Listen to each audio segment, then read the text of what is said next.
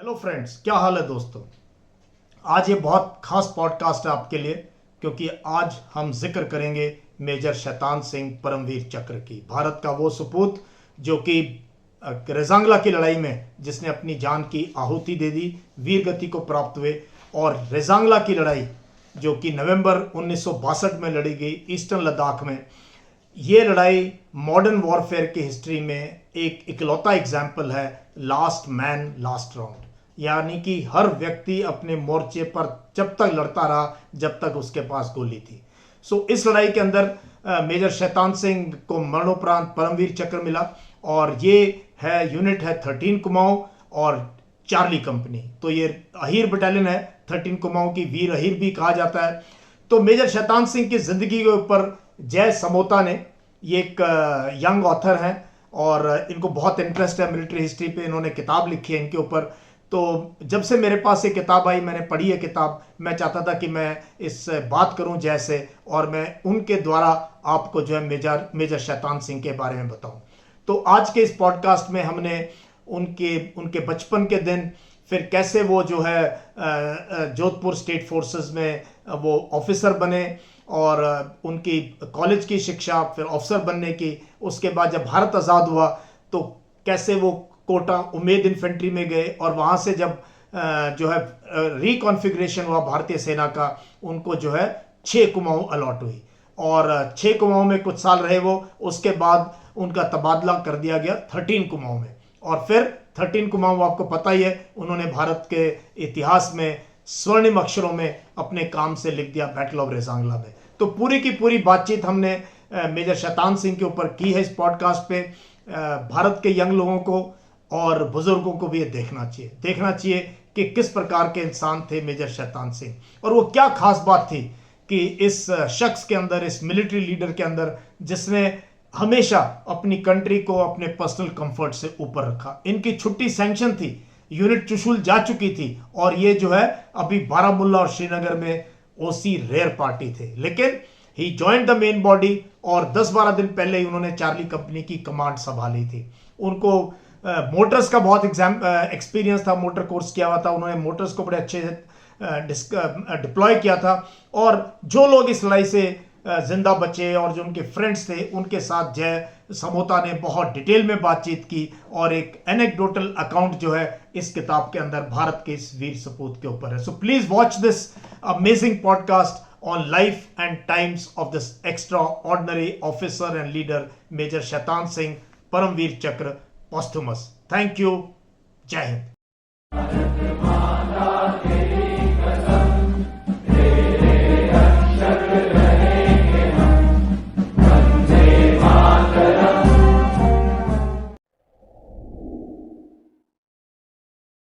तो फ्रेंड्स, जय हिंद। आज बहुत बढ़िया दिन है।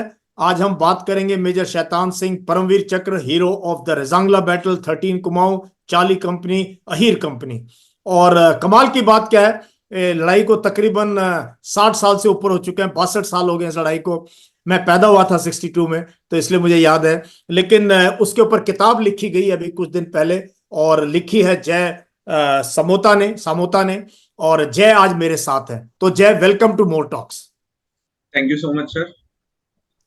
तो पहले अपने बारे में बताओ, आप कहां पर हैं चित्तौड़गढ़ में, और ये आपको प्रेरणा कहां से मिली है किताब लिखने की। सर मैं बड़ी सादड़ी चित्तौड़गढ़ से बिलोंग करता हूँ, जो कि राजस्थान के मेवाड़ रीजन में आता है, और ये भी काफी हिस्टोरिक जगह है। और सर मुझे इंस्पिरेशन हमारे जो एक्स प्राइम मिनिस्टर थे अटल बिहारी वाजपेयी, उनकी पोइट्री की लाइन से मिली थी, काल के कपाल पर लिखता मिटाता हूँ। हम्म। तो वो लाइन मेरे दिमाग में रह गई थी, और उससे इंस्पायर होकर मैंने एक पोइट्री लिखी थी, परमवीर, नवंबर 27 2018 में। और वो पोइट्री इंडियन आर्मी ने अपने सोशल मीडिया पेजेस पर पब्लिश की थी।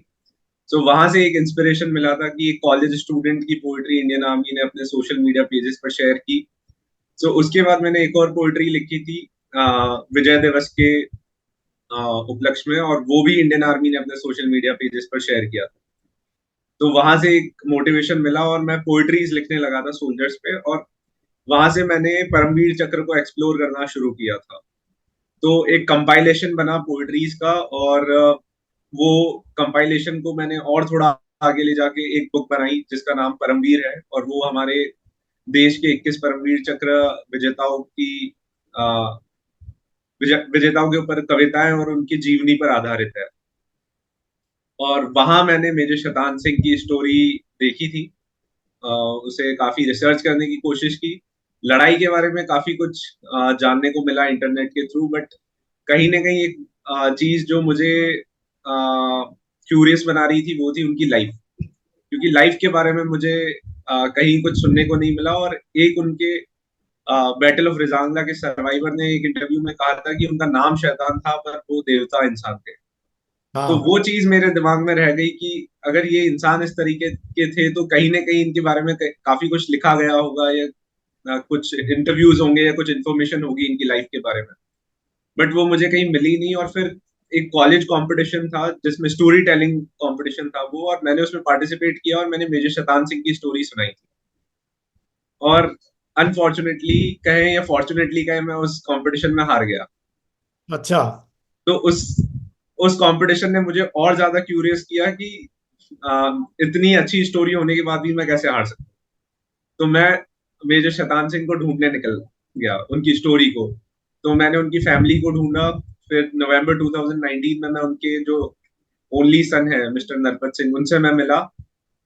और वहां जाकर मैं वहां तब भी इसलिए गया था कि मैं एक आर्टिकल लिखूंगा, ये कभी नहीं सोचा था कि मैं बुक लिखूंगा। बट वहां जब मैं जहाँ पहुंचा जोधपुर में, पहली बार मैं जोधपुर गया था, और वहां जाके मुझे पता चला कि मेजर शतानंद सिंह के ऊपर आज तक कोई बायोग्राफी लिखी ही नहीं गई है। तो उस चीज ने मुझे और ज्यादा इंस्पायर किया, और मैंने बड़ा मोमेंटस डिसीजन लिया और उनके बेटे को मैंने बोल दिया कि मैं इनके ऊपर किताब लिखूंगा। और उस टाइम मुझे बायोग्राफी लिखने के बारे में कोई एबीसीडी भी नहीं पता थी। तो वो एक काफी अलग एक्सपीरियंस था, क्योंकि अब मैंने जुबान दे दी, अब मुझे कुछ ना कुछ तो करना ही पड़ेगा। हम्म। मैंने स्टार्टेड रिसर्चिंग, धीरे धीरे आगे बढ़ा। मेरे शतान सिंह से जुड़े हुए लोगों से मैंने काफी संपर्क किया। उनके एक स्कूल सीनियर थे कर्नल शिवजी सिंह, उनसे उनसे मैंने संपर्क किया। उनके मेरे शतान सिंह के कलीग हैं ब्रिगेडियर रघुनाथ जटार, उनसे मैंने कांटेक्ट किया। मेजर शतान सिंह के कुछ जूनियर्स से मैंने कांटेक्ट किया। उनके फ्रेंड्स की फैमिलीज को मैंने ढूंढा। सो ग्रेजुअली करते करते 4 साल मुझे लगे। मैंने 100+ फोटोज मेजर शतान सिंह के ढूंढे, उनसे रिलेटेड फोटोज ढूंढे। मैं त्रिशूल मैंने विजिट किया, और काफी जगहों पे मैं गया हूँ जहाँ मेजर शैतान सिंह जी ने अपनी पोस्टिंग्स काटी। तो वो एक काफी अच्छा लर्निंग एक्सपीरियंस था। उनके सीईओ की फैमिली हो गई, उनके फ्रेंड्स की फैमिलीज हो गई, सभी को मैंने पर्सनली विजिट किया। तो काफी हद तक जो मुझे लगता है बैटल ऑफ रेजंगला, मैं भी चुशुल बहुत बार गया हूँ, और 114 ब्रिगेड और कई बार मेमोरियल गए हैं, वहां से देखा है। तो बैटल के बारे में फिर भी मैप्स मिल जाएंगे, ये सब मिल जाएगा, उस Yes. पर स्टडीज हुई हैं। लेकिन कमाल की बात क्या है, मेजर शैतान सिंह का परिवार वो कैसे थे, उनकी स्कूल की बातें, कॉलेज की बातें, उनकी शादी, उनके दोस्तों की बातें, और वो कैसे स्टेट फोर्सेस से इंडियन आर्मी में आए, ये सब बिल्कुल। आपने जो है इस किताब के अंदर बहुत बढ़िया तरीके से रिसर्च किया। तो थोड़ा सा मुझे ये बताओ, पहले इसको अलग अलग पार्ट्स में करेंगे।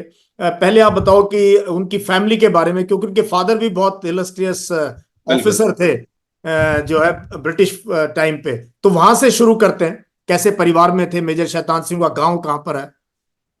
Sir, major Shaitan Singh belong करते हैं जोधपुर के।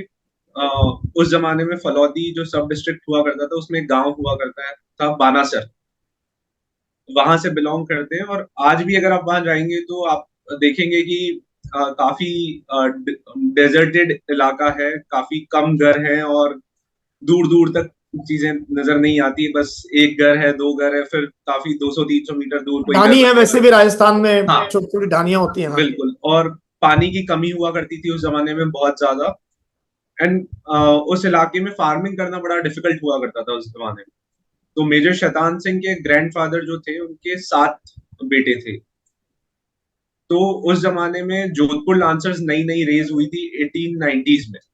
हम्म। सर प्रताप सिंह ने रेज की थी। और जब जोधपुर इलाके में सूखा पड़ने लगा तो जोधपुर के जो यंगस्टर्स थे उस इलाके के, उन्होंने फौज ज्वाइन करना स्टार्ट किया।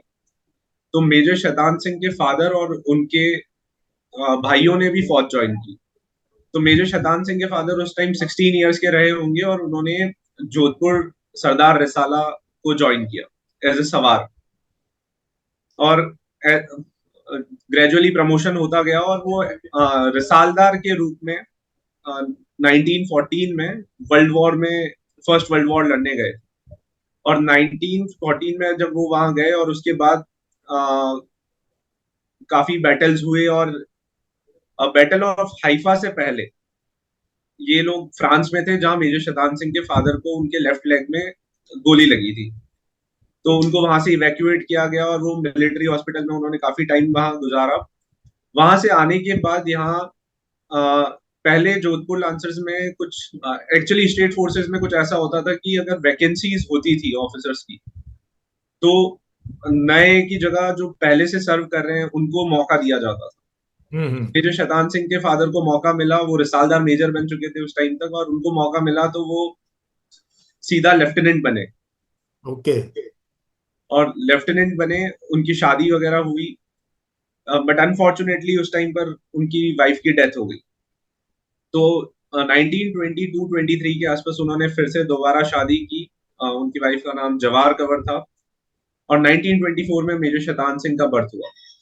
और मेजर शैतान सिंह के फादर एक काफी वेल नोन शूटर हुआ करते थे, मार्क्समैन एक्चुअली। उन्होंने कई सारी मार्क्समैन चैंपियनशिप्स टूर्नामेंट्स में पार्टिसिपेट किया और काफी सारे मेडल्स भी जीते हैं, और वो मेडल्स मैंने एक्चुअली अपने हाथों में लेकर देखे क्या? हैं। अरे वाह। हाँ they are more than 100 years old now. हाँ, सही बात है, 100 साल पुरानी बात कर रहे हैं। तो उन्होंने कई सारी चैंपियनशिप्स में पार्टिसिपेट किया, और एक काफी अच्छे घुड़सवार भी थे हाँ, नेचुरली ऑब्वियसली। रिसाला अगर आप गए हाँ, हो तो आपको सवार हो तो बिल्कुल riding. And Jodhpur was famous for producing बिल्कुल बहुत जबरदस्त। नहीं, अभी ना विल कट इट शॉर्ट। आप सीधा मुझे बताओ कि मेजर शैतान सिंह के फादर लेफ्टिनेंट कर्नल थे, है बिल्कुल। ना? और ऑर्डर ऑफ ब्रिटिश इंडिया उनको ओबीआई से, वो कहाँ पर हुआ? सर बेसिकली 1929 में ही got promoted to the rank of major. उनको एक मेजर बना दिया गया, और मेजर उस जमाने में बहुत कम हुआ करते थे। बहुत कम। हाँ। लेफ्टिनेंट कर्नल जो होता था वो कमांडिंग ऑफिसर होता था, और मेजर 2 IC हुआ करता था। हम्म। तो मेजर शैतान सिंह के फादर जो एक सवार के रूप में जोधपुर लांसर्स में आए थे, वो पूरी जोधपुर लांसर्स के सेकंड इन कमांड बने। तो उनकी उस इलस्ट्रियस सर्विस के कारण 1935 में उनको order of British India class 2, और उसके साथ उनको टाइटल मिला बहादुर से सम्मानित हाँ, किया गया था। तो वो लेफ्ट मेजर बहादुर का भी दिया और उनको ओबीआई भी दिया। OBI भी दिया, और उसके साथ उनको एक ऑनररी रैंक लेफ्टिनेंट कर्नल का भी दिया गया। Okay okay. तो फिर वो 1935 में रिटायर हो जाते हैं OBI मिलने के बाद, लेफ्टिनेंट कर्नल ऑनररी रैंक से। और उसके बाद 1941-42 के आसपास सेकेंड वर्ल्ड वॉर जब चालू हो चुका होता है और Jodhpur state forces foreign service पर जाती है, ब्रिटिश एम्पायर की सर्विसेज पर जाती है, तो जोधपुर महाराजा एक लाइजन ऑफिस स्टार्ट करते हैं जोधपुर में, ताकि सोल्जर्स और उनकी सोल्जर्स की फैमिलीज के बीच में कम्युनिकेशन रह सके। तो उसमें मेजर शैतान सिंह के फादर को स्पेशली बुलाया गया to do the services of a liaisoning officer.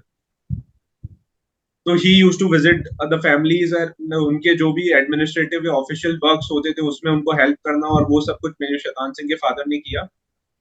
सो इसके कारण 1947 में महाराजा गज सिंह जी के बर्थ के टाइम मेजर शैतान सिंह के फादर को हाथी सरोपाव और गोल्ड से सम्मानित किया गया। हाथी सरोपाव इज बेसिकली अ टाइटल हाँ कि दरबार में दिया जाता है। हाँ, चलो और वो ठीक है, क्योंकि उन्होंने महाराजा की सर्विस में थे, उन्होंने बढ़िया काम किया, उनको दे दिया। अब इस दौरान जो है मेजर शैतान सिंह जो है स्कूल में पढ़ रहे थे, बोर्डिंग बिल्कुल स्कूल में। वो बताओ जरा, वो कौन सा बोर्डिंग स्कूल है, क्या अभी भी एग्जिस्ट करता है ये बिल्कुल चौपासी बिल्कुल। में school? So major Shaitan Singh 1930s में चौपासनी स्कूल में उनका एडमिशन कराया गया, और वो स्कूल जो है 1914 में उसको एस्टेब्लिशमेंट हुआ था। सर प्रताप सिंह ने उसका एस्टेब्लिशमेंट किया था, और वो स्कूल आज भी एग्जिस्ट करता है। और उस जमाने में उस स्कूल में 4 बड़े बड़े हॉस्टल्स और एक पॉलिट हाउस, एक स्पेशल हॉस्टल हुआ करता था, वो स्कूल इतना बड़ा है कि उसमें अपनी खुद की खेती की जगह थी। अच्छा। और वहां उस स्कूल में ऐसी सर्विसेज दी गई थी जो आज के मॉडर्न स्कूल्स में होती है, उस जमाने में उस तरह की सर्विसेज थी तो इट वाज कि लाइक टीचर्स। आज का सैनिक स्कूल या मिलिट्री स्कूल टाइप। बिल्कुल बिल्कुल बिल्कुल। बिल्कुल वैसा बनाया हुआ था। और ओके। उस स्कूल का मेन फोकस भी यही था कि स्टेट फोर्सेस में कैसे बच्चों को उस तरफ इंक्लाइन किया जाए कि वो स्टेट फोर्सेस या इंडियन आर्मी को ज्वाइन करे। तो वो एक तरह का सैनिक स्कूल हुआ करता था, और वहां पर उस जमाने में फोटोग्राफी, कारपेंटरशिप एंड उस तरह के कोर्सेज चलाए जाते थे। मतलब हॉबीज टाइप थी यस, उस टाइप में। अच्छा। बिल्कुल। और उस स्कूल का हर बच्चा हॉर्स राइडिंग सीखता था, और उसको एक ना एक स्पोर्ट्स में इन्वॉल्व होना बड़ा जरूरी था। तो मेजर शैतान सिंह उस स्कूल में फुटबॉल खेलना सीखे। हाँ, और मैंने वो आप फोटो भी देखी है उनकी। फुटबॉल का बहुत शौक था, वो अपनी टीम के साथ बैठे हुए हैं। बिल्कुल ये फोटो हम शेयर भी करेंगे अपने ऑडियंस के साथ कि वो उनको फुटबॉल की टीम में थे। और इसी दौरान उनकी शादी भी बड़ी जल्दी हो गई थी, स्कूल में ही थे बिल्कुल। या, है ना? स्कूल से पास आउट होते ही उनकी शादी करा दी गई थी। और उसका भी बड़ा इंटरेस्टिंग किस्सा है, उस जमाने में शादी किस तरीके से हुआ करती थी। उनके हम्म फादर ने लड़की को देखा, पसंद कर लिया, रिश्ता फिक्स हो गया और उन्हें बताया गया कि आपकी शादी हो रही है। हम्म। सो इस तरह का एक किस्सा है उनका। तो और ये बताओ, उसके बाद वो स्टेट फोर्सेस में कब भर्ती हुए? मेजर शैतान सिंह ग्रेजुएशन करी उन्होंने, पहले तो बिल्कुल, कॉलेज गए, कौन से कॉलेज में पढ़ाई करी उन्होंने? जसवंत कॉलेज, अगेन 1890s में इस कॉलेज की स्थापना हुई थी जोधपुर में। और ये पूरे एरिया का इकलौता कॉलेज हुआ करता था, और इसका एफिलिएशन उस जमाने में अ, आगरा यूनिवर्सिटी से हुआ करता था। तो अच्छा। मेजर शैतान सिंह शुरू से ही चाहते थे, क्योंकि मोस्ट ऑफ द उनके जो बैचमेट्स थे स्कूल में, उन्होंने स्टेट फोर्सेस या जोधपुर एडमिनिस्ट्रेटिव जो सर्विसेज हुआ करती थी, जेल सर्विसेज हो गई या पुलिस हो गया, वो ज्वाइन करना चालू कर दिया था just after the school. But major Shaitan Singh की बड़ी इच्छा थी कि मैं ग्रेजुएशन करूं और मैं लॉयर बनूं। हम्म तो उन्होंने आर्ट्स में ग्रेजुएशन की, उसमें उन्होंने इकोनॉमिक्स, हिस्ट्री, हिंदी, इंग्लिश जैसे सब्जेक्ट्स पढ़े। और वहां से वो कॉलेज में फुटबॉल भी काफी खेला करते थे। तो एक जोधपुर में मारवाड़ फुटबॉल लीग करके एक चैंपियनशिप हुआ करती थी, जिसमें Jodhpur state forces, Chaupasni school और जसवंत कॉलेज की टीम्स पार्टिसिपेट किया करती थी। तो मेजर शैतान सिंह एक मैच खेल रहे थे, और उस दौरान दुर्गा हॉर्स एक यूनिट हुआ करती थी, कैवलरी यूनिट थी वो जोधपुर की। उसके कमांडेंट कर्नल पृथ्वी सिंह भी वो मैच देख रहे थे। तो उन्होंने मेजर शैतान सिंह को खेलते हुए देखा, और मैच के बाद उनको बुला के पूछा कि आ, तुम आगे क्या करना चाहते हो। तो मेजर शैतान सिंह ने कहा, मैं तो बैरिस्टर बनना चाहता हूँ। हम्म। तो कर्नल मोहन सिंह को बड़ा आश्चर्य हुआ कि तुम कर्नल हेम सिंह के बेटे हो, तुम्हारे फादर फौज में थे, और तुम कहाँ बैरिस्टर बनने हाँ जा। हाँ। तो फौज में आना चाहिए। ये 1947 की बात है। तो मेजर शैतान सिंह को उन्होंने काफी कन्विंस करने की कोशिश की, तो मेजर शैतान सिंह ने थोड़ा टाइम मांगा, और बाद में मेजर शैतान सिंह हाँ कर देते हैं कि ठीक है, मैं फौज ज्वाइन कर लूंगा। तो कर्नल मोहन सिंह ने उन्हें खुद अपनी यूनिट दुर्गा हॉर्स में रिक्रूट किया as a staff officer cadet. अच्छा। हम्म। तो फिर 1947 में, ये यस, आजादी से पहले? 2 नवंबर 1947। अच्छा, जस्ट और आफ्टर को इंडिपेंडेंस। इंसिडेंटली 2 नवंबर को भी संडे था, और 18 नवंबर 1962 को भी संडे था। ओके। सो हम्म। मेजर शैतान सिंह इस तरीके से रिक्रूट हुए। वो बैरिस्टर बनने जा रहे थे, और यहाँ फौज में आ एक्सीडेंटल गए। फौजी बन गए। हाँ, फौजी बन गए। ओके। फिर? तो जुलाई 1949 तक वो दुर्गा हॉर्स में स्टाफ ऑफिसर कैडेट रहे, बिकॉज वैकेंसी नहीं थी ऑफिसर सेकंड लेफ्टिनेंट या लेफ्टिनेंट हम्म बनने की। तो वो हम्म स्टाफ ऑफिसर कैडेट रहे। और उसके बाद वो जब amalgamation of the Indian army जब स्टार्ट हुआ, तो उस टाइम पे उनका सिलेक्शन हो जाता है ओटीएस पूना जाने के लिए, हम्म फॉर अ सप्लीमेंट्री कोर्स। तो वो करीब 1.5 महीने का कोर्स करने पूना जाते हैं, वहां कोर्स करते हैं। और अभी वो कैवलरी में थे, और उनका कमिश्निंग होता है इन्फेंट्री में। हम्म। तो कोटा स्टेट फोर्सेस की कोटा उमेद इन्फेंट्री, जो अच्छा। कि उस टाइम द्रास में पोस्टेड थी, okay. Just after the war, 47-48 war के बाद मेजर शैतान सिंह को कोटा उमेद इन्फेंट्री में as a second lieutenant post किया जाता है। 49 में? 49 में। अच्छा, और पहुंच जाते हैं द्रास? द्रास, और भाई। वो भी बिल्कुल ठंड में, अक्टूबर हाँ के आसपास, हाँ। As a young second lieutenant. और ये पहली बार था कि वो ओटीएस भी जब वो गए तो पहली बार था कि वो अपने स्टेट से बाहर गए, और द्रास गए तो सीधा काफी दूर अपने घर से और ये परिवार से। आज भी द्रास अलग दुनिया है, तब तो मैं सोच सकता हूँ क्या बिल्कुल। रहा। हाँ। उस जमाने में अनफॉर्चुनेटली हुआ ये कि मैंने काफी सर्च किया और मुझे पता चला कि द्रास में इनके एक सीनियर थे जिसकी कंपनी में major Shaitan Singh company officer थे, वो जिंदा थे उस time. He was 99 that time. Okay. तो मैं उनसे मिला, और उन्हें बहुत सारी चीजें जैसे फैमिली रिलेटेड हो गई या दूसरी चीजों के बारे में कुछ याद नहीं था, बट उन्हें ये याद था कि शतान सिंह कौन था और कोटा उमेद इन्फेंट्री क्या कर रही थी 1949 में। एक तो नाम बड़ा यूनिक है ना, हाँ, नाम बहुत यूनिक है। एक बार मिल लोगे तो भूलोगे नहीं बिल्कुल उनका नाम, है ना? तो बिल्कुल। तो फिर वहां कितने दिन रहे वो इसमें कोटा उमेद इन्फेंट्री में? सर, कोटा उमेद इन्फेंट्री का जो टेन्योर था वो अगस्त 1950 में खत्म हो गया द्रास में, और यूनिट आ गई श्रीनगर। श्रीनगर में करीब 1 डेढ़ महीने एडमिनिस्ट्रेटिव सर्विसेज करने के बाद यूनिट आती है अलवर। अलवर में यूनिट का काम था जो भी डिस्टरबेंसेस हो रहे थे पोस्ट पार्टीशन उनको कंट्रोल करना, और वहां से यूनिट जाती है बीकानेर। और बीकानेर में 31 मार्च को कोटा उमेद इन्फेंट्री का अमालगमेशन हो जाता है। तो कोटा उमेद इन्फेंट्री का जो अमालगमेशन होता है वो मेवाड़ इन्फेंट्री के साथ होता है, और कोटा के जितने ऑफिसर्स होते हैं हम्म। उनको डिस्ट्रीब्यूट कर दिया जाता है। तो मेजर शतान सिंह अपने होम स्टेट की स्टेट फोर्सेस यूनिट जोधपुर सरदार इन्फेंट्री, जो आज के टाइम पर 24 मैकेनाइज्ड इन्फेंट्री है, अच्छा, ओके। उसमें चले जाते हैं हम्म। 15 अप्रैल को। ओके। और उस टाइम यूनिट होती है जसाई में, बाड़मेर के पास जो हाँ जसाई हाँ, है। अभी ये सारी चीजें अभी भी अलवर जैसा ही, ये सब बड़ा फेमिलियर है। हाँ। तो हम्म। वहां पर उनकी पोस्टिंग आती है, और करीब 4-5 महीने वहां निकालने के बाद उनका परमानेंट ट्रांसफर हो जाता है 6 कुमाऊं में। ओके, तो इनकी पहली यूनिट थी 6 कुमाऊं। 6 कुमाऊं, ये सितंबर, करीब 8 सितंबर 1951 को 6 कुमाऊं ज्वाइन करते हैं फिजिकली। अच्छा, 1951 नाउ ये रेगुलर जो है इंडियन यस, आर्मी की इन्फेंट्री रेजिमेंट बिल्कुल कुमाऊं की 6 कुमाऊं में। ये बहुत तगड़ी यूनिट है जय। यस। जब मैं एज ए कैप्टन था पुंछ राजौरी में, तो मैंने 6 कुमाऊं नेबरिंग सेक्टर में थी, तो मैं जानता हूँ बहुत सॉलिड 6 कुमाऊं बिल्कुल 13 कुमाऊं दोनों यूनिट मैंने देखी हैं। Very good. अच्छा, उसके बाद? सर, जो 6 कुमाऊं जो होती है वो शिलोंग में कुछ स्पेशल ऑपरेशंस कर रही होती है। नॉर्थ ईस्ट में? नॉर्थ ईस्ट में जब नागा इंसर्जेंसी की स्टार्टिंग होती है, हम्म। तो यूनिट को एक एक्सपेरिमेंटल बेसिस पे वहां पर पैराट्रूपर राइफल्स की तरह बनाया जाता ओके। है। ऑन अ लाइटर नोट, बस 6 कुमाऊं के पास पैराशूट्स नहीं थे, वरना वो पैराड्रॉप्स भी कर रहे होते। मतलब पैरा वाले काम थे बट पैराशूट नहीं थे। यस, दे वर अच्छा। Doing missions for like 200 miles और 300 माइल्स। अच्छा, कमांडो टाइप मिशन। यस। तब ना जय, हमारी यूनिट भी, मुझे किससे पुराने याद है, मेरे फादर भी फौज में थे। तब ये 150-200 किलोमीटर चलना, गाड़ियां नहीं मिलती थी। वो मूवमेंट ऐसी ही होती थी यूनिट्स की उस जमाने में, नॉर्थ ईस्ट में खास तौर पे।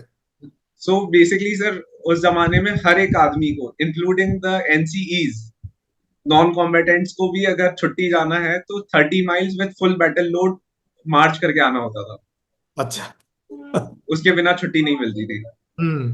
तो मेजर शैतान सिंह ने वो टेन्योर काटा as a second lieutenant, and after that उन्होंने 6 कुमाऊं में एज एन ऑफिशिएटिंग एडजुटेंट भी टेन्योर निकाला एक।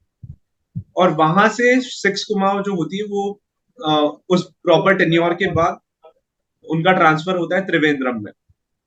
ओ। और 6 कुमाऊं के जो कमांडिंग ऑफिसर होते हैं उस time, lieutenant colonel Kaman Singh Mahavir Chakra, एक काफी इलस्ट्रियस ऑफिसर है वो भी। He died at an age of 39, but अपनी डेथ से पहले उन्होंने करीब 4 से 5 यूनिट्स प्रॉपरली कमांड की। अरे वाह। और फर्स्ट इंडो पाक वॉर में उनके नाम पे रिकॉर्ड है कि उनकी यूनिट को सबसे ज्यादा एक ऑपरेशन में अवार्ड्स मिले हैं। अच्छा, कहाँ की बात है ये? सर, ये आई गेस 17 गढ़वाल की बात है। नो, अच्छा। Not 17 Garhwal, I guess Dogras. Okay. 18 Vir Chakra one Shaurya Chakra and one Mahavir Chakra for lieutenant colonel Kaman Singh. अरे वाह. Hmm. So he was the commanding officer of major Shaitan Singh. And इसमें सर एक बड़ा अच्छा इंसिडेंट है कि मेजर शैतान सिंह अपना नाम चेंज करवाने के लिए बार बार अप्लाई करते हैं 6 कुमाऊं में. अच्छा. ओके. बिकॉज ये नाम थोड़ा सा हाँ उनको बोलने में और लगता होगा ऑफिसर के लिए. हाँ. बिल्कुल, क्योंकि उनका कोड नेम भी शैतान रख दिया जाता था हाँ. और उनको छेड़ा भी काफी जाता था, क्योंकि एक छोटी सी स्टोरी है कि जब वो यूनिट में इंडक्ट होते हैं और उनका डाइनिंग इन होता है तो उनको शराब ऑफर की जाती है, और वो अल्कोहल बिल्कुल यूज नहीं करते थे. हम्म. तो एक ऑफिसर मजाक में कहता है तुम शैतान तो हो नहीं. हम्म. तो ये काफी होता था उनके साथ, तो उन्होंने अप्लाई इसलिए किया नाम चेंज के लिए. अच्छा. नाम चेंज के लिए. बट वो सर उन्होंने करीब 3 से 4 बार सीओ के थ्रू अप्लाई किया और हर बार उनकी एप्लीकेशन रिजेक्ट हो गई. हम्म. क्योंकि उनके सारे डॉक्यूमेंट्स में नाम शैतान सिंह था और कोई सपोर्टिंग डॉक्यूमेंट नहीं था जिसमें उनका नाम, जो ओरिजिनल नाम था उदय भान सिंह, वो किसी सपोर्टिंग डॉक्यूमेंट में नहीं दिखता था. हम्म. तो उनका हर बार एप्लीकेशन रिजेक्ट हो गया और वो नाम चेंज नहीं करा पाए. उसके बाद यूनिट त्रिवेंद्रम आती है और त्रिवेंद्रम में सर मेजर शैतान सिंह को बनाया जाता है 3 इंच मोर्टार प्लाटून कमांडर. अच्छा. काफी टाइम ये सर्व करने के बाद वो अक्टूबर 1954 में जाते हैं कुमाऊं रेजिमेंटल सेंटर. हम्म. वहां पे मेजर शैतान सिंह जो होते हैं वो ट्रेनिंग कंपनी कमांडर बनते हैं रानी और खेत. रानी रानी खेत. खेत में. ओके. एंड फॉर्चुनेटली मैं उनके द्वारा ट्रेन किए गए 1-2 रिक्रूट से भी मैं मिला हूँ.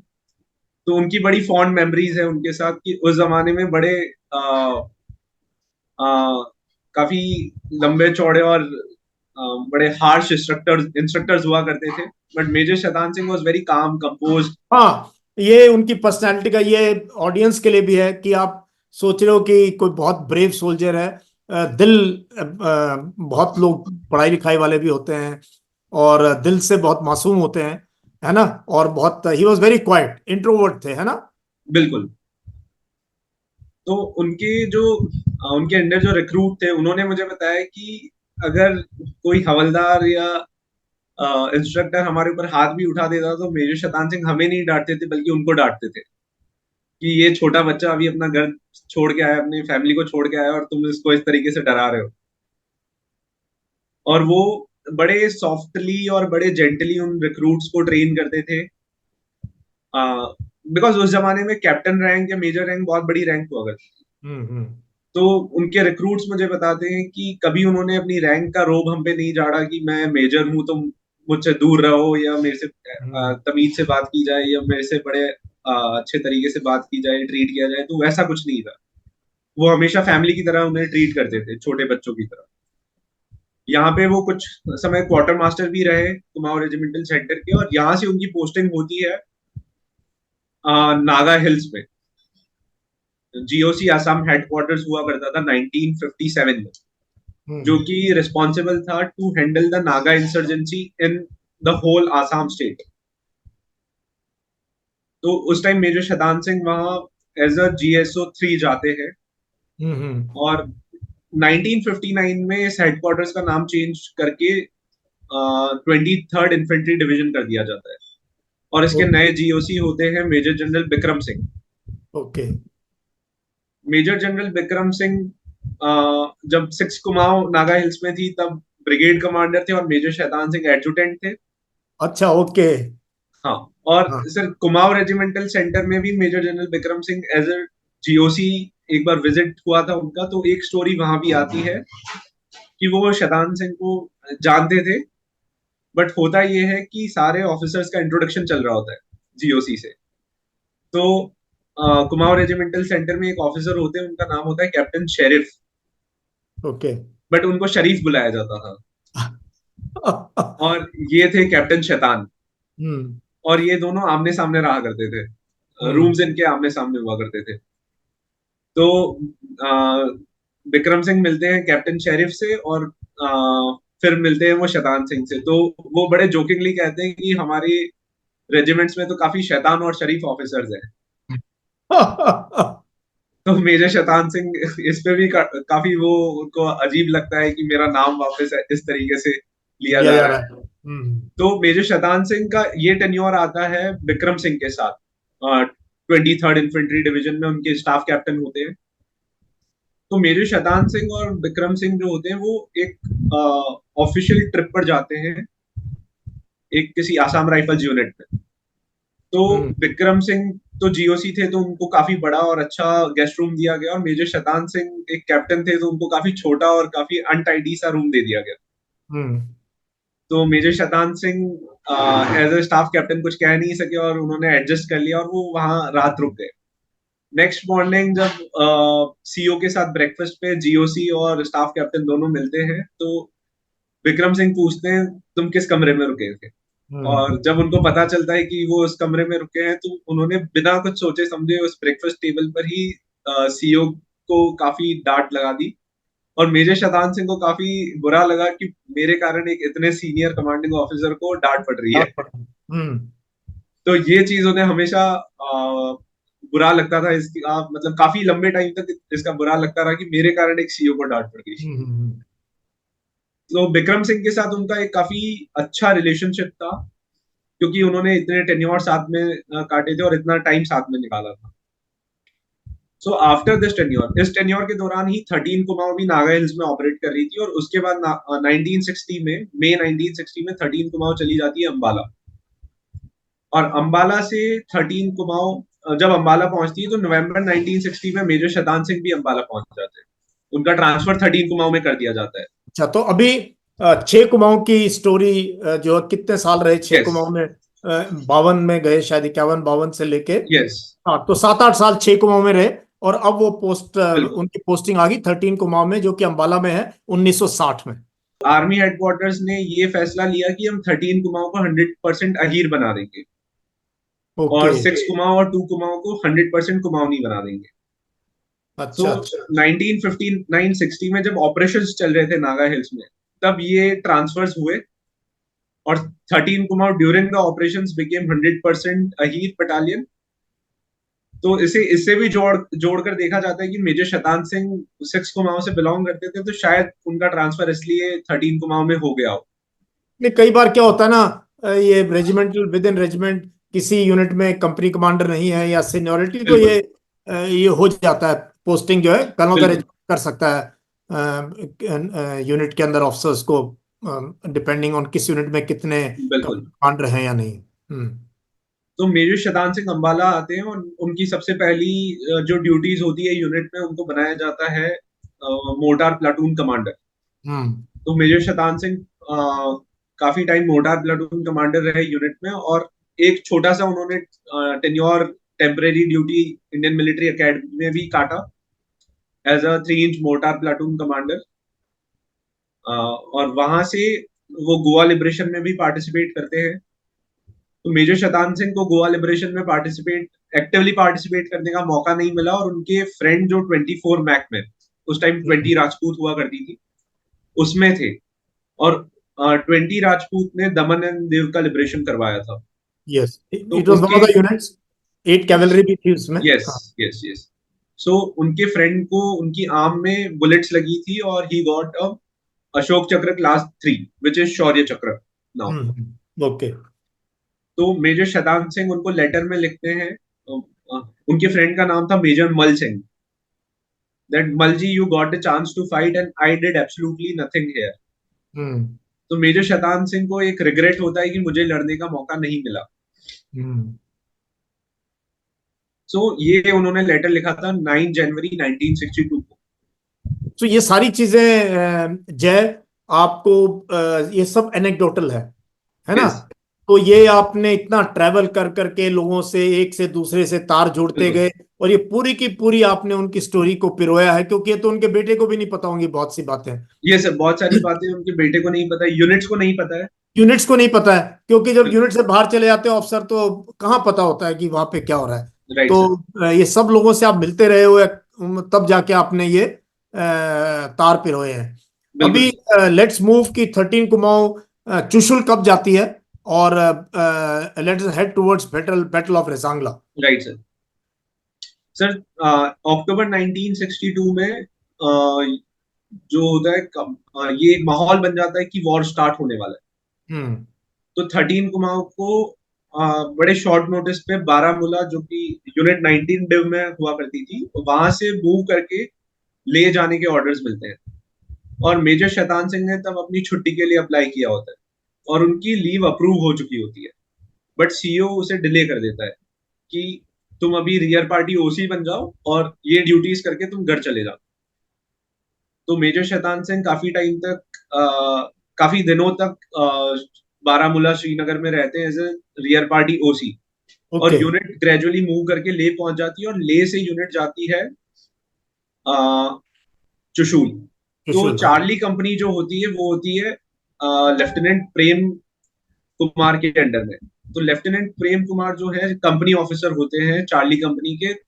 In the absence of the company commander वो कंपनी कमांड कर रहे होते हैं। हम्म। तो वो चार्ली कंपनी को रिजांगला लेकर जाते हैं। एंड ये एक ऑफिसर है जिनका नाम कहीं नहीं सुनने को मिलता है, बट ही लेफ्टिनेंट वो प्रेम कुमार। और वो आज चंडीगढ़ में रहते हैं, मैं उनसे मिला हूँ। ओ। और he was very close to major Shaitan Singh. Major Shaitan Singh ने इनकी शादी अटेंड की थी पठानकोट में। तो सर हाँ। एक छोटा सा एनेक्डोट उसमें आता है। अप्रैल 16 को इनकी शादी होती है और कैप्टन सकलानी जो 13 कुमाऊं के एडजुटेंट होते हैं और मेजर शैतान सिंह शादी से लौट रहे होते हैं पठानकोट से अंबाला ट्रेन में। तो एक इनको कोई ज्योतिष मिल जाता है ट्रेन में। तो उसे ऐसे ही मजाक मजाक में हाथ दिखाते हैं और मेजर शैतान सिंह के लिए ज्योतिष कहता है कि तुम्हारे जीवन में बहुत बड़ा कुछ होने वाला है, सम हम्म। जो कि बहुत ग्लोरी लेकर आएगा। तो वो ऐसे मजाक में उसे टाल देते हैं कि ये चीजें सच नहीं होती, ऐसा कहकर वो टाल देते हैं। बट जब 18 नवंबर 1962 को जो हुआ, वो उस चीज का एक प्रूफ है कि वो जो एस्ट्रोलॉजर उन्हें मिला था उसने जो भी बोला था वो सब कुछ सच था। मतलब चलो हम एस्ट्रोलॉजी को प्रमोट नहीं करेंगे। राइट राइट राइट, बट लेकिन सर दिस लेकिन हैपेंड। कई बार लोग कह देते हैं, भविष्यवाणी कर देते हैं ऐसी जो सच हाँ हो जाती है ना। राइट। तो सर हम्म। मेजर शैतान सिंह जो होते हैं वो वॉर स्टार्ट होने के बाद अराउंड 27-28 अक्टूबर को चुशूल पहुंचते हैं। अच्छा, तो कंपनी, चार्ली कंपनी जो है चुशुल से रेजांगला चली जाती है। हाँ मैं तो रेजांगला बहुत बार देखा है मैंने।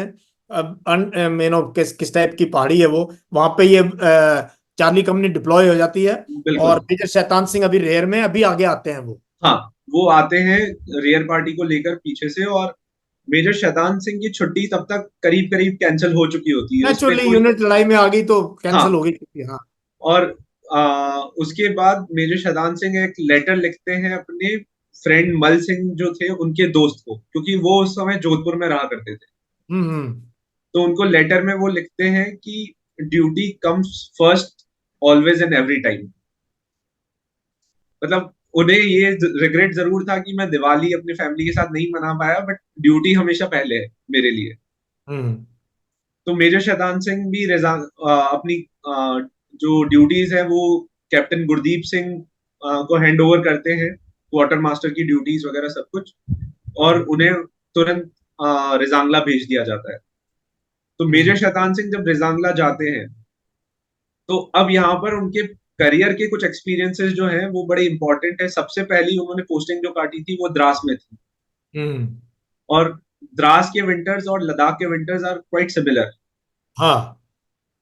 तो वो एक्सपीरियंस उन्हें था। माउंटेन वॉरफेयर का थोड़ा बहुत एक्सपीरियंस उन्हें इसलिए था क्योंकि जब वो डिप्लॉय हुए थे द्रास में तब हम्म। वॉर बिल्कुल खत्म ही हुआ था, 1947 तो वो पोस्टों 48 पे जा में। रहे होंगे जिन हाँ पे कारगिल की लड़ाई लड़ी बाद में 99 में हम लोगों ने। बिल्कुल बिल्कुल बिल्कुल। 65 में भी लड़े, 65 तो मेरी हाँ यूनिट भी लड़ी वहीं पे, कारगिल की उन पहाड़ियों पे।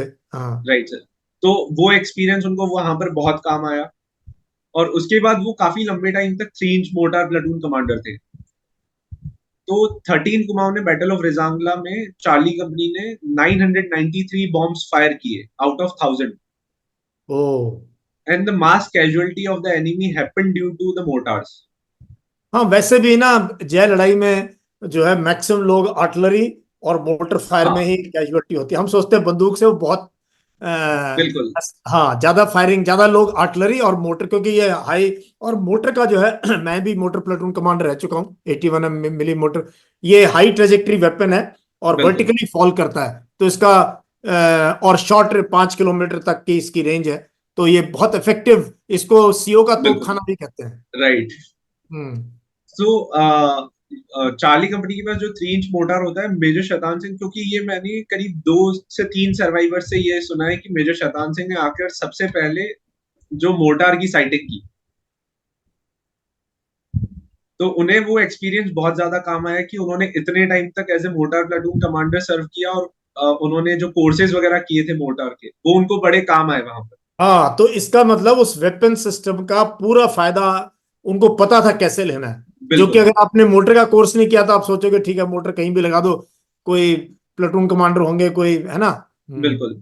तो जब मैं लेफ्टिनेंट कुमार से मिला, तो उन्होंने भी यही कहा कि उन्होंने आकर सबसे पहले कंपनी की साइटिंग सही की। ये किस कि डेट को पहुंचे थे major Shaitan Singh Charlie company sir take? Around 28-29 अक्टूबर को, इस पे क्लैरिटी नहीं मिल पाई है, चलो, बट 28-29 अक्टूबर, एंड अक्टूबर। हाँ। तो हम्म। ये वहां पर पहुंच चुके थे और इन्होंने साइटिंग की, मोटार्स को सही से लगाया, और तब तक जो एक काफी अजीब तरह की साइलेंस थी पूरे लद्दाख में, क्योंकि कब अटैक आ जाए किसी को नहीं पता था। हम्म। बिकॉज आफ्टर 27 अक्टूबर एक भी बुलेट फायर नहीं हुई थी लद्दाख में, और डीबीओ को हमने वेकेट कर दिया था, हमारी पोस्ट गलवान में खत्म हो चुकी थी, हॉट स्प्रिंग से हम रिट्रीट कर चुके थे, तो हमें नहीं पता था कि आगे क्या होगा। हम्म। तब तक टैंक्स, 20 लांसर्स का एक group under captain Ashwini Diwan Chushul पहुंच जाता है, और 13 फील्ड रेजिमेंट की 38 field battery major SP Joshi के अंडर में चुशूल पहुंच जाती है। हम्म। तो उसकी साइटिंग जो की जाती है आर्टिलरी की, तो वो एक भी गन रिजांगला के पीछे नहीं लगाई जाती है, हम्म। Because Spanggur gap, Magar hill and Gurung hill were the most vulnerable post. तो सारी गन्स और टैंक्स उसके डिफेंस में लगा दी जाती है, और चार्ली कंपनी को 3 इंच मोटार दे दिया जाता है। हम्म। और 18 नवंबर से पहले 17 नवंबर को मेजर शैतान सिंह रिजांगला पर होते हैं, और तब तक प्रेम कुमार को मगर हिल मगर हिल पे एक प्लाटून कमांडर के रूप में भेज दिया जाता है, क्योंकि मगर हिल पर हम्म। 2 कंपनीज होती है 13 कुमाऊं की, bravo and delta company. Hmm. And यहाँ Charlie company totally under major Shaitan Singh करीब 2 से 3 किलोमीटर के स्ट्रेच में बैठी होती है, और major Shaitan Singh was the company commander, और जो captain Saklani, DD Saklani, later became lieutenant general, हाँ, लेफ्टिनेंट जनरल सकलानी, हाँ। He was a very close friend of major Shaitan Singh. हम्म। वो करीब करीब यही मान लीजिए कि छोटे भाई थे मेजर शैतान सिंह के। हम्म। तो वो उनको फोन करते हैं बटालियन हेडक्वार्टर से। तो मेजर शैतान सिंह कहते हैं कि मुझे एक लेटर आया है जोधपुर से, उसमें लिखा है कि आपकी शहादत की अफवाह उड़ चुकी है। हम्म। जोधपुर में ये न्यूज फैल चुकी है कि आप शहीद हो गए हैं लड़ाई में, अच्छा। क्योंकि वो छुट्टी नहीं आए थे। ओ, क्योंकि तब कोई कम्युनिकेशन हाँ नहीं था और चिट्ठी लिख दी होगी मैं आऊंगा छुट्टी, और पहुंचे नहीं। बिल्कुल। अच्छा, ओके। तो मेजर शैतान सिंह छुट्टी नहीं जाते, और ये अफवाह उड़ जाती है, तो ये बात वो हंसी में उड़ा देते हैं दोनों। बट कैप्टन सकलानी क्योंकि बड़े क्लोज थे, तो उनको ऐसा एहसास हो जाता है कि मेजर शैतान सिंह को कोई ना कोई चिंता सता रही है। हम्म। तो करीब 15 या 16 नवंबर की बात है, एक मीटिंग होती है। इस चीज से पहले की बात मैं बता रहा हूँ, एक मीटिंग होती है, उस मीटिंग में कुछ ऐसा होता है कि मेजर शैतान सिंह डिमांड करते हैं सीईओ से, ओ ग्रुप मीटिंग होती है, उसमें मेजर शैतान सिंह डिमांड करते हैं अपने सीईओ से कि मुझे वेपन और चाहिए, एम्यूनिशन एंड वेपन की जरूरत है, क्योंकि बहुत बड़ा स्ट्रेच है। एक company is almost defending 3 kilometre, it is very difficult, हमें थोड़ा एम्यूनिशन और सपोर्ट वेपन और हमें नीड है। तो सीईओ उन्हें चुप करवा देते हैं, क्योंकि मेजर शैतान सिंह अपनी आवाज थोड़ी ऊंची कर देते हैं। अच्छा। तो मेजर शैतान सिंह पर्सनली जाकर एक एक इंसान को सॉरी बोलकर आते हैं आफ्टर द मीटिंग। वो इतने जेंटल थे कि मैंने ठीक। मीटिंग का माहौल देखो, खराब कर दिया। मुझे, मैं बिल्कुल रिलेट कर सकता हूँ, इन्फेंट्री कंपनी कमांडर रहा हूँ मैं भी। 2 मिनट के अंदर हम CO2IC से कॉन्फ्रेंस में भिड़ जाते हैं अपनी कंपनी के लिए। कभी स्पोर्ट्स के लिए, कभी कोई और चीज के लिए। लेकिन बाद में एहसास भी होता है कि नहीं, ऐसा नहीं करना बिल्कुल। चाहिए। That was great quality of an officer. So वो इस चीज को फिर कैप्टन सकलानी को और कैप्टन जटार को एक बात कहते हैं कि शायद मैं वापस नहीं आऊंगा। उन्हें इस चीज का आभास था और कैप्टन सकलानी को ये चीज पता थी। तो ये प्रिमोनिशन जिसे कहते हैं, हाँ। आगे का कुछ उनको अंदाजा लग रहा था। और कैप्टन सकलानी जब 17 नवंबर को वो बात करते तो उन्हें और ज्यादा चिंता होती है इस बारे में। हम्म। तो उन्हें ये सुन के बड़ा अच्छा नहीं लगता कि ये शहादत की न्यूज फैल गई और ये सब कुछ हो गया, तो उन्हें थोड़ी चिंता होती है। तो वो रात को करीब 9 या 10 बजे वापस फोन करते हैं मेजर शतान सिंह से बात करने के लिए कि आपको कोई लेटर घर भेजना हो तो बता दीजिए। तो रेडियो ऑपरेटर जब फोन उठाते हैं और वो कहते हैं कि मेजर शतान सिंह तो सो चुके हैं, और करीब 4 या 5 बजे शेलिंग चालू हो जाती है हम्म। 18 नवंबर को। 18 और नवंबर। हम्म। तो मेजर शतान सिंह जो है बड़ा इंटेलिज काफी इंटेलेक्चुअल ऑफिसर थे और काफी उनको नॉलेज था लड़ाई के बारे में। तो वो उनको अपने एसेट्स के बारे में पता था कि मेरे पास क्या क्या चीजें अवेलेबल है और उन्हें किस तरीके से यूज करना है। हम्म। तो आर्टिलरी शेलिंग जो इनिशियली स्टार्ट होती है वो हमारे डिफेंसेस को काफी ज्यादा डिस्ट्रॉय कर देती है। एंड हमारे पास जो एलएमजीज थी और 303 राइफल्स थी, हम्म। उसकी हेल्प से मेजर शतान सिंह जो है अपने जितने भी एसेट्स होते हैं उनको यूज करते हैं। और चाइनीज हेड एक्चुअली उन्होंने पूरे एरिया का ब्रेक ही किया हुआ होता है और उनका एक जो ऑब्जर्वेशन पोस्ट होता है वो रिजांगला से थोड़ा ऊपर होता है। तो वहां से जो उनका आर्टिलरी फायर डायरेक्ट किया जा रहा था वो काफी आ, हमें हार्म पहुंचा रहा था। मतलब एक्यूरेट था फायरिंग। आर्टिलरी का हाँ, क्या है जय, अगर ऑब्जर्वर सही जगह बैठा है फिर तो आर्टिलरी जहां आप कहोगे वहां बम गिराने शुरू कर देंगे। बिल्कुल। Observation is the key. But 13 Kumaon के जो चार्ली कंपनी के सोल्जर्स थे वो इस चीज से बिल्कुल नहीं डरे। उन्होंने काफी अपने कमांडर की पूरी बात मानी और कमांडर ने अपने सोल्जर्स का पूरा ध्यान रखा और उन्होंने साथ मिलकर एक बैटल को जो एग्जीक्यूट करना था वो प्रॉपर तरीके से किया गया। 7 waves of Chinese attack Rezang La, 7 waves which is a huge thing. हाँ, and wave. Chinese believed in this mass attack in right, wave, एक के बाद एक। हाँ। राइट। सो मेजर शतान सिंह के काफी एसेट्स खत्म हो चुके होते हैं, डिफेंसेस खत्म हो चुके होते हैं, 7 अटैक्स आना बहुत बड़ी बात होती है। लास्ट में Chinese came with recoilless gun and rocket launchers and medium machine guns. तो इस बीच मेजर शतान सिंह को अपने लेफ्ट आर्म में इंजरी हो चुकी होती है। फिर भी उन्होंने पट्टी की नहीं की और वो इधर उधर अपने एसेट्स को घूमते रहे वो मतलब पूरी घूमते रात। रहे, अपने हाँ। सोल्जर्स को अपने वेपन्स को इकट्ठा करना और सब कुछ एम्युनिशन पहुंचाना और सब कर रहे थे। और इसी बीच एक करीब 8 प्लाटून पोजीशन से कंपनी हेडक्वार्टर की तरफ एक मशीन गन का बस्ट आता है और major Shaitan Singh company headquarter की तरफ से आगे जा रहे होते हैं और वो मशीन गन का जो बस्ट होता है वो उनके एब्डोमेन में लगता है। हम्म। और मेजर शतान सिंह को बिकॉज काफी गर्म खून होता है तो पता नहीं चलता इस बारे में। वो आगे दौड़ते हैं और काफी सारा ब्लड लॉस होने के कारण एकदम से गिर जाते हैं। और मेजर शतान सिंह के दो हवलदार जो होते हैं कंपनी हेडक्वार्टर की तरफ से आते हैं और उन्हें उठाते हैं और मेजर शतान सिंह बोलते हैं कि I want to throw up. But यहाँ पूरी गोलीबारी चल रही है और वो सोल्जर्स भी बड़े कंफ्यूज हो जाते हैं कि हम सांप को लेकर कहाँ जाए। और जब वो देखते हैं तो पता चलता है कि मेजर शतान सिंह का जो पूरा एब्डोमेन है वो खुल चुका है। तो वो मेजर शतान सिंह को उठाते हैं और एक दूर थोड़ा लेकर जाते हैं और एक बोल्डर के पीछे बैठा देते हैं। हवलदार जय नारायण एंड हवलदार फूल सिंह वो मेजर शतान सिंह को एक बोल्डर के पीछे बैठा देते हैं। तो मेजर शतान सिंह कंटिन्यूअसली कहते हैं कि मेरा बेल्ट खोल दो ओ, अच्छा। क्योंकि मुझे बड़ा पेन हो रहा है और मुझे एक वेपन दे दो। और ये दोनों सोल्जर्स उनको छोड़कर जाने को तैयार नहीं होते। हम्म। तो major Shaitan Singh at last होश आ रहा है जा रहा है और उनको कहते हैं कि इट्स माय ऑर्डर, नीचे जाओ और बटालियन को बताओ कि how the Charlie company fought. Hmm. और हम्म। इधर मेजर शतान सिंह ने इससे पहले अपने रेडियो ऑपरेटर रामचंद्र को भेजा होता है जितने भी सोल्जर्स बचे हैं उन्हें इकट्ठा करने के लिए।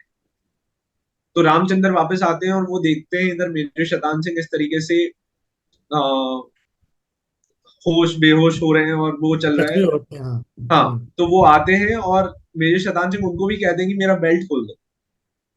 तो वो हम्म। बेल्ट खोलने जाते हैं तो देखते हैं कि उनके इंटेस्टाइन्स और अंदर के जो ऑर्गन्स हैं वो बाहर आने लग गए हैं। हम्म। तो वो उनका बेल्ट नहीं खोलते हैं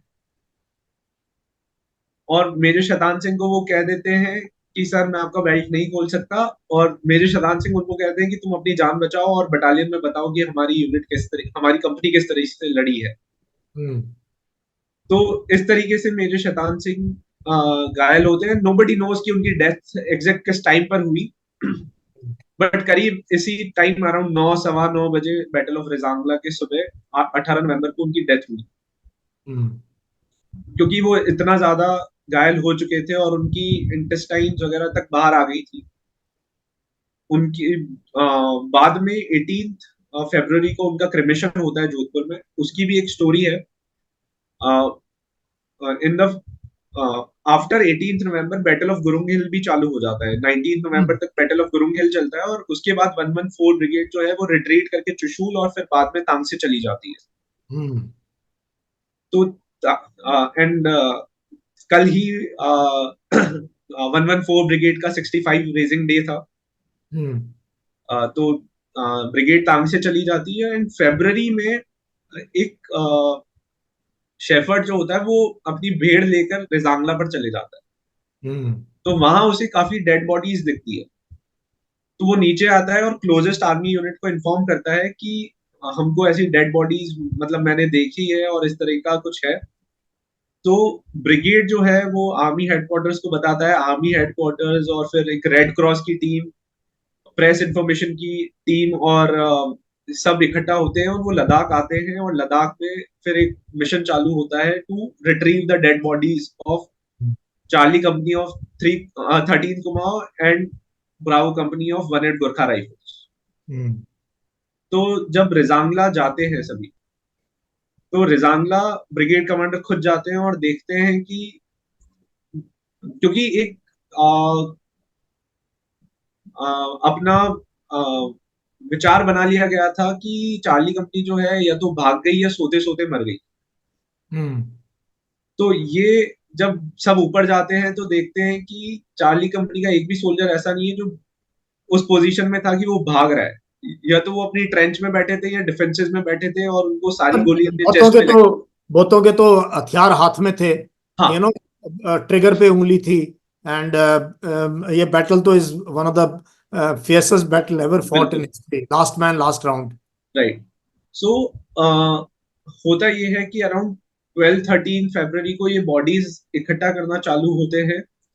याक्स के थ्रू और पोनीस के थ्रू बॉडीज को नीचे लाया जाता है। एंड सर काफी like around 97 bodies including the body of major Shaitan Singh मिलती है। 98 bodies actually. Major Shaitan Singh की बॉडी एग्जैक्ट उसी जगह मिलती है जहां उन्हें छोड़ा गया था।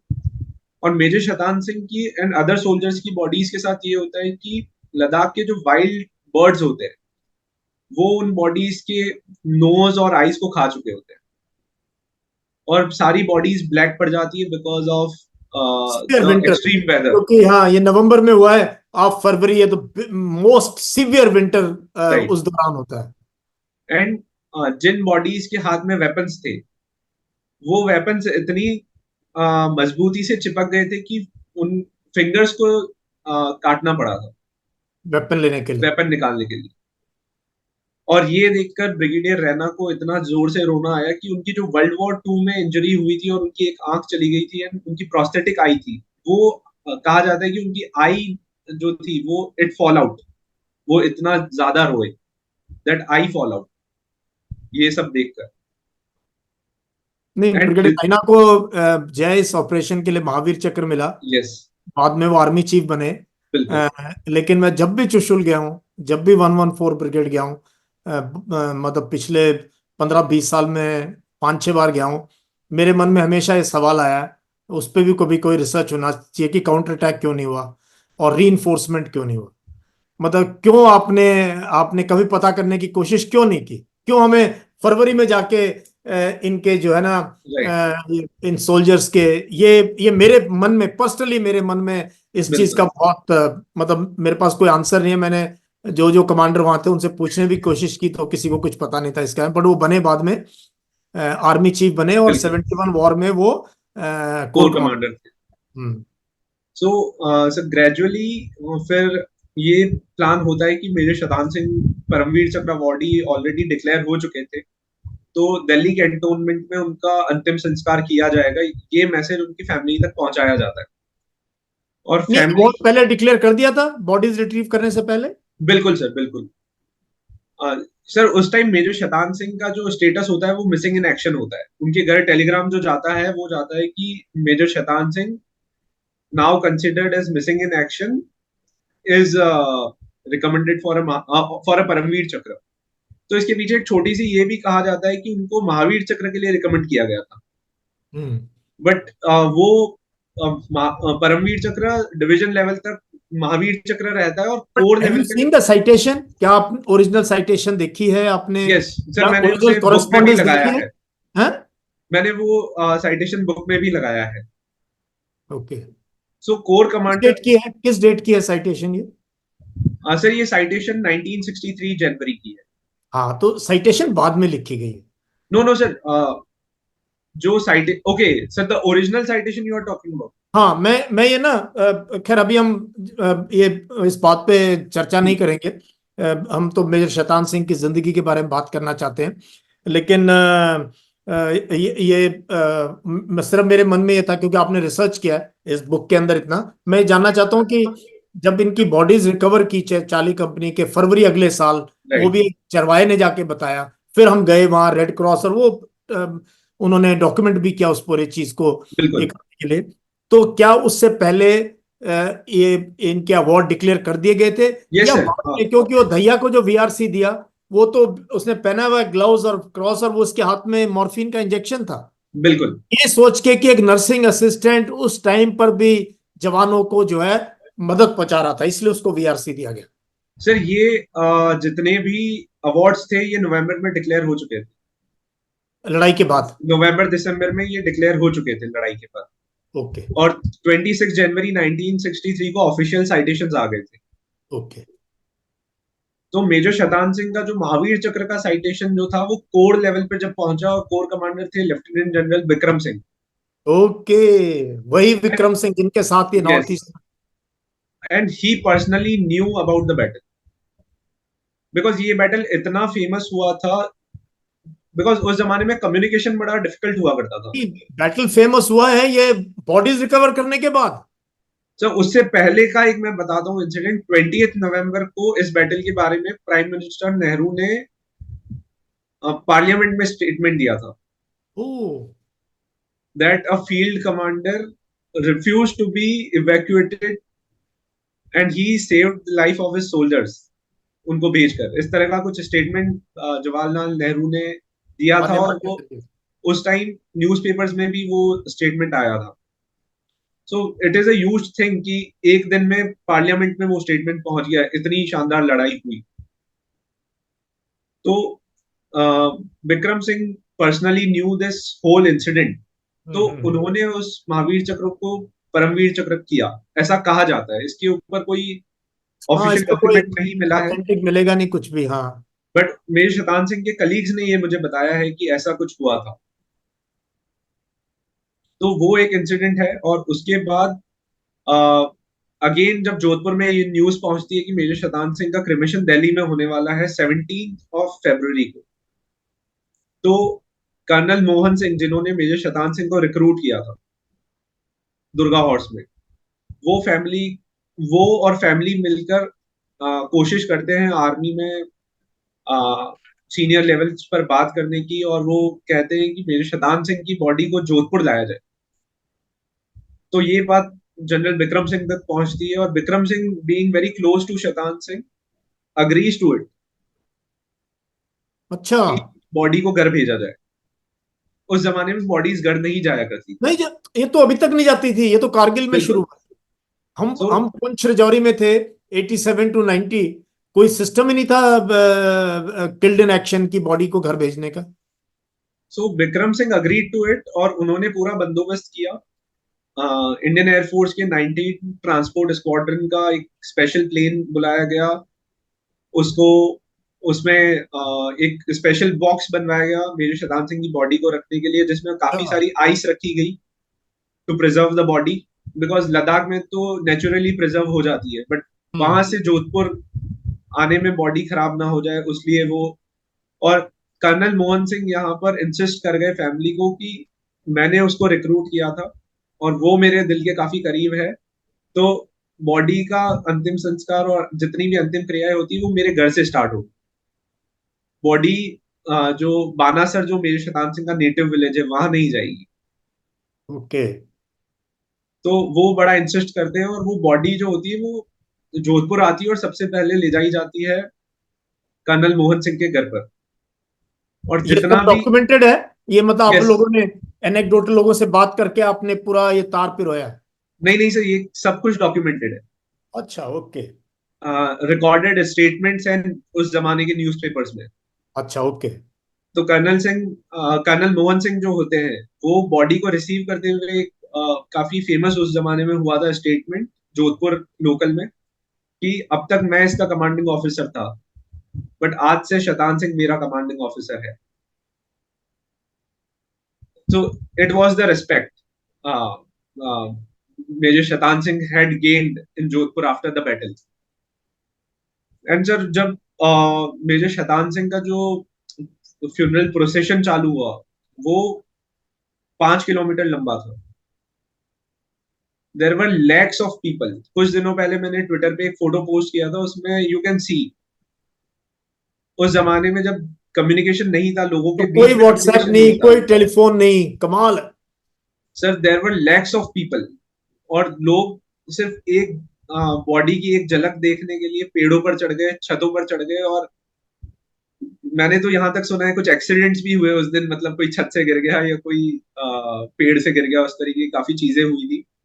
तो मेजर शतान सिंह का क्रिमेशन होता है जोधपुर में और काफी सारे डिग्निटरीज आते हैं, और मेजर शतान सिंह की वाइफ 1964 में परमवीर चक्र रिसीव करती है ऑफिशियली। एंड 1963 अगस्त में 13 कुमाऊं, जो आज का फेमस रिजांगला मेमोरियल है, वो स्टैब्लिश करती है 5 अगस्त 1963। आई 5 नो, अगस्त। वो पुराना वाला था, अब तो उसको काफी रेनोवेट कर दिया है। यस, पिछले 2-3 साल में काफी काम हुआ बिल्कुल। है। मैंने पुराना वाला देखा है और ये भी देखा है। तो ये वही जगह है जहां पर फाइनली फरवरी में बॉडीज को लाके उनका अंतिम संस्कार किया। क्रिमेशन किया वो सर। तो पिक्चर वहां भी है 114 ब्रिगेड के अंदर, उनके ऑप्स रूम में। सर तो वहां पर एक एनेक्डोट ये भी है कि एक सूबेदार हरि सिंह करके हुआ करते थे 13 कुमाऊं। तो वो जब बॉडीज रिट्रीव करके लेकर आए तो he can not he could not tolerate the this, मतलब उनसे वो दुख झेला नहीं गया और उनको वहां तुरंत हार्ट अटैक आ जाता है एंड ही पास्ड अवे।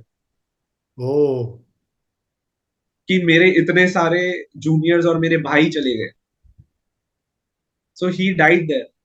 तो 98 बॉडीज का क्रिमेशन इंक्लूडिंग सूबेदार हरि सिंह वहां पर किया गया उस जगह पर। और और आज वहां वहां तो पर लकड़ी नहीं होती थी, वहां हाँ, लकड़ी वो कुछ नहीं थी। तो जो ब्रिगेड के पास जो फर्नीचर वगैरह था उसको, उसकी बिल्कुल आग लगाई गई शैया बनाने के लिए। और सर, आसपास से जहां से कुछ लकड़ी मिली छोटी मोटी सब कुछ इकट्ठा कर कर 97 बॉडीज, और इवन देयर वर 24 और 26 बॉडीज ऑफ गुरखाज एंड 2 और 3 गनर्स जिनको क्रिमेट किया गया वहां पर। तो एक मेमोरियल अलग से बना हुआ है, गुरखा मेमोरियल, एंड एक रिजांगला मेमोरियल बना हुआ तो ये तो मुझे जय कि एक ये सर्वाइवर्स कौन कौन आपको मिले जिन्होंने आपको इस बैटल के बारे में बताया? है सर। ऑनररी कैप्टन रामचंद्र, जो कि मेजर शतान सिंह के रेडियो ऑपरेटर थे। हवलदार निहाल सिंह, जो एलएमजी ऑपरेटर थे। उसके बाद एक ऑनररी कैप्टन आशाराम, जिनकी अभी रिसेंटली डेथ हुई है। उससे पहले एक और थे honorary, I guess he was हवलदार भयराम, उनसे मैंने बात की थी। और एक ऑनररी कैप्टन रामचंद्र, जो उस टाइम पर ही was a platoon commander, the only platoon commander who survived the battle. उनसे ओ। मैंने फोन के थ्रू बात करने की कोशिश की थी, बट वो काफी एजेड थे और काफी उनकी हेल्थ खराब थी. He passed away in 2021 April. Okay, before your book came out. Yes.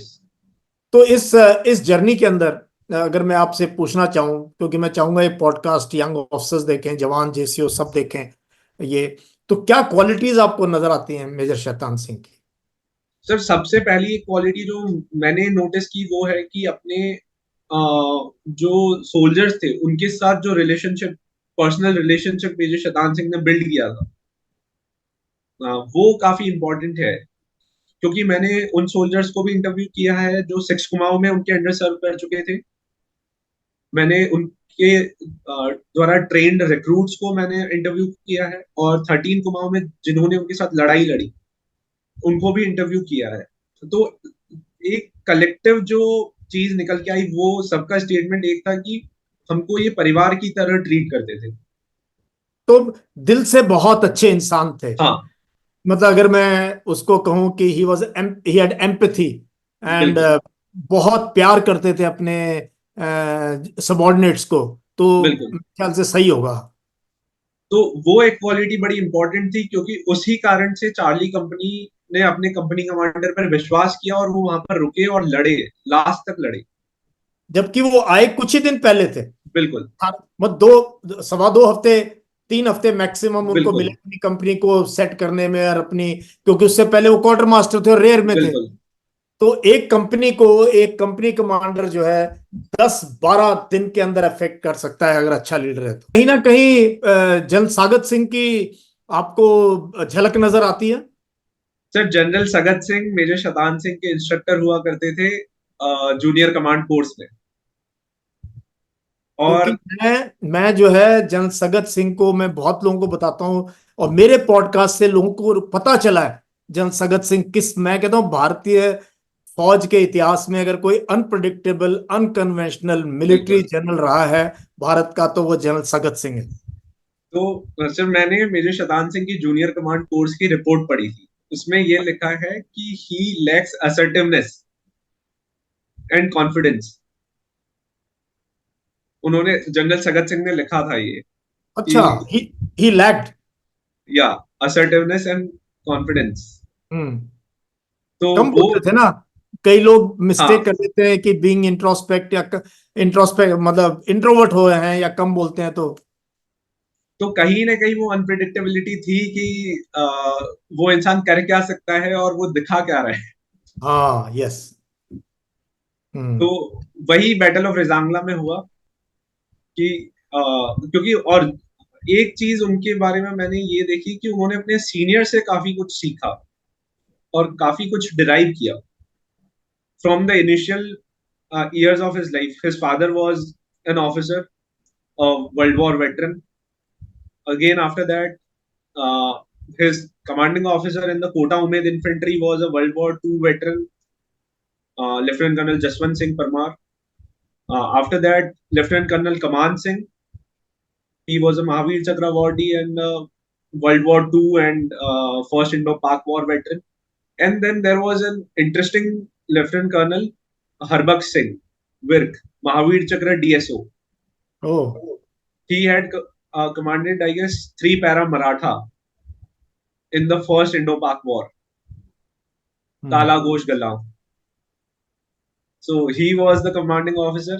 After that, uh, he had uh, center commandants who both were World War veterans.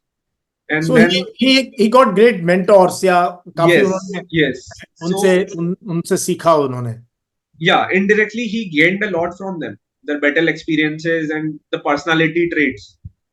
और एक चीज बड़ी क्लियर आती है जय, जो हम एकेडमी में बोलते हैं, everything before the country comes first, वो Right. काफी एविडेंट है। इससे ज्यादा और क्या चाहिए कि छुट्टी सैंक्शनड है, आप जा सकते थे, और चले बिल्कुल. जाते तो पहुंच नहीं पाते वापस, क्योंकि लड़ाई तो 2-3 दिन में खत्म हो गई।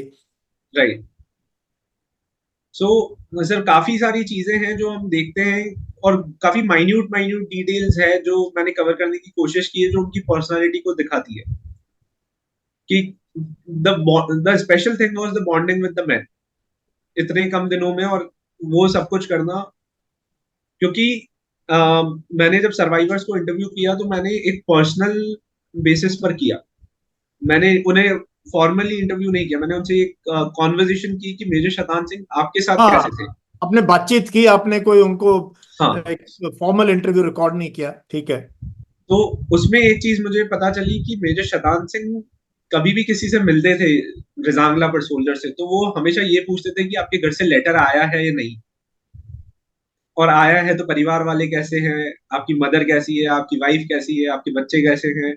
तो इन चीजों पर वो बात करते थे। तो this is how he gained the confidence of his man,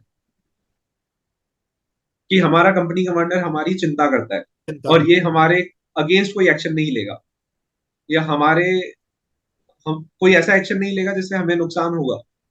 तो वो चीज कहीं ना कहीं मेजर शतान सिंह ने इनडायरेक्टली डेवलप की अपने सोल्जर्स के साथ। और इसी कारण बैटल ऑफ रेजांगला उस लेवल पर पहुंचा जहां आज वो है। ना, पूरी दुनिया में मॉडर्न वर्ल्ड वॉर हिस्ट्री में ये बैटल गिना जाता है, last man last round last stand, बिल्कुल you know, unparalleled in modern warfare history. And at to that height with बिल्कुल। that equipment, that clothing, है ना। एंड या उनकी ये तो क्वालिटी बिल्कुल साफ नजर आती है कि he had personal touch, and इसलिए बिल्कुल straight way implicit faith and trust जो है बिल्ड हो जाता है एक दूसरे के साथ। बिल्कुल। And sir, again the thing, his experience with Kota Umed infantry 3-inch mortar and with the divisions, he actually learned how to execute operations because he was in the headquarters with the GOC. So he was actually planning and getting intelligence about the operations. तो वो execution आया। In a short life, he had great experience. You know, Yes, Dras भी गए, त्रिवेंद्रम भी गए, Naga hills में वहां पर भी, फिर बिल्कुल स्टाफ में मौका मिल गया एक सेक्टर हेडक्वार्टर या डिविजनल हेडक्वार्टर में एक जीओसी के साथ काम करने का। और उसके बाद वहाँ क्वार्टर मास्टर भी किया, एडजुटेंट भी किया, सेंटर में गए, वहाँ ट्रेनिंग की, रिक्रूट्स की, और बिल्कुल। मोटर्स का तो उनका था ही experience. So all this made him a very very qualified and confident officer. That is why he बिल्कुल कुड ये कर पाए जो हुआ रेजांगला में 1962 की लड़ाई में। सर, उनके कलीग ब्रिगेडियर जटार जो हैं, उन्होंने मेरी बुक का फॉरवर्ड लिखा है। हाँ, मैंने और पढ़ा वो, हाँ बिल्कुल, हाँ। तो एक चीज उन्होंने जैसे बताई कि हम वेस्टर्न हिस्ट्री से काफी मतलब हम वेस्टर्न हिस्ट्री को काफी देखते हैं, पढ़ते हैं, और उससे हमारे दिमाग में एक चीज बन जाती है कि कोई ब्रेव ऑफिसर या लीडर है वो काफी लंबा चौड़ा होगा, उसकी आवाज काफी बोल्ड होगी, but it is always not the case.